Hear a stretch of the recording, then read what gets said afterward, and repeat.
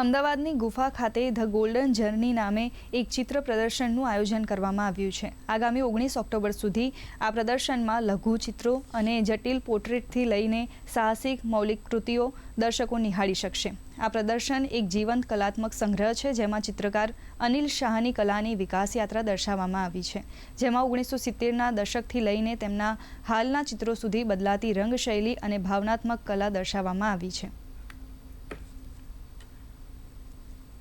Fine આર્ટ્સમાં જ્યારે અભ્યાસ કરતો હતો તેની એસાઇનમેન્ટો મેં સાચવી રાખી છે. ત્યારથી ધીમે ધીમે કરીને પોર્ટ્રેટ તરફ વળ્યો, મિનિએચર પેઇન્ટિંગ કર્યા, ઓઇલ પેઇન્ટ કર્યા, કેનવાસ પેઇન્ટિંગ અને એક્રેલિક પેઇન્ટિંગ અને વોટર કલર દરેક માધ્યમમાં મેં પૂરેપૂરો પ્રયત્ન કર્યો છે કામ કરવાનો. મિનિએચર પેઇન્ટિંગ સૌથી વધારે ગમે છે અને લેન્ડસ્કેપ ગમે છે. અત્યારે ટોટલ 65-70 જેવા પેઇન્ટિંગ છે. એમાં પોર્ટ્રેટ છે, મિનિએચર પેઇન્ટિંગ છે, જીરાફની નવી સિરીઝ બનાવી છે મેં. તારક મહેતા કા ઉલ્ટા ચશ્માના બધા જે કલાકારો છે એમાં મેં ઓટોગ્રાફ લીધેલા છે.